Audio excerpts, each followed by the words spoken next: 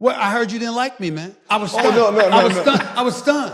I was stunned, man. I mean, me, not like. I mean, oh my God. We did talk about sensitivity here earlier. What's up? Nah, it was one of those things. I just signed my contract. Right. The 111. Right. All you said was, you better be worth the 111. That's all you said. That's right. And I was like, wait. Yes. What was you trying to say? And to me, I'm like, I just turned down 127 for the 111, and you questioned me. I don't like them. I don't like them now. Like, you know what I mean? Yeah. Because inside, I knew it. I knew it. Like when people ask me, were you overpaid? And I said, yes, but no. Yes, I was, because I was hurt, I was damaged, already had 2 surgeries.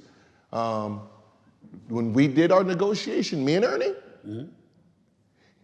he offered me what he felt I was worth. Here's about 89, 90 million. Right. And I'm sitting here 3-time All-Star, 3-time MVP, and you're giving me this? Right. And my max is 127? Yeah. So I'm sitting here like, I have no choice. I get the call from Abe Poland. Yeah. Abe Poland. Yeah. And he says, whatever you want. You did what you said you were gonna do. You got me out of my Jordan era. You turned this franchise around. I owe you whatever you want. I don't care what they said about you. That's not my, hey, I probably won't be alive to see this contract. Right. But you're gonna be the last person I sign. Don't worry, take your trip. When you get back, the money's yours. And it was one of those things, so when people asked me, I was like, yes, but I had a relationship. I dealt with relationships. So when they looked at me, they didn't look at me as busted knee, probably won't be the same. Nah. He looked at me like, he's done everything. He works hard.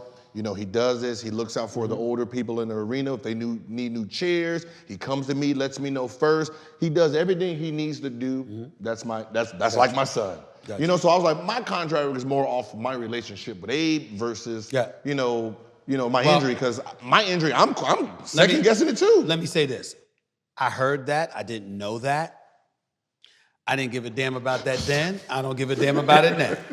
And here's what I mean by that. You are a baller. At the time they signed you 111, I'm like, yo, 111 ounce. You gotta show up. That's how it was too. And you got to show up. It's like, I mean, this ain't about nothing. This ain't about anything other than that. It was like, look, you got to show up, because that's the whole deal about accountability. And here's what a lot of y'all don't realize, especially when it come to me. All them old school Hall of Famers. I talk to all of them. All of them. They don't talk about players. They talk about the standard that they were held to.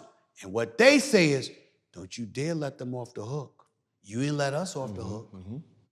This generation didn't let us off the hook. Hold them to the same level of responsibility you held us to. Because when it's all over and we're judging who was great and who wasn't, that all comes into play. When we talk Muhammad Ali is the greatest, you know, there was a Sugar Ray Robinson, there was a Joe Louis, there was, you know, there's a whole bunch of people, even today, Floyd Mayweather. Why do we call Ali the greatest? It wasn't because he was undefeated, but it wasn't just because of how great he was in the ring. It was because of the adversity he faced and he overcame.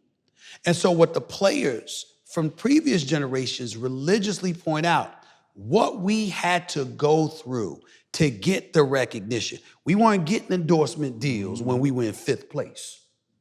We weren't getting 9-figure endorsement deals, sneaker contracts, and all of this other stuff. If our team was a 500 squad, hell no, we had to show up. Stephen A, you just gonna let that slide?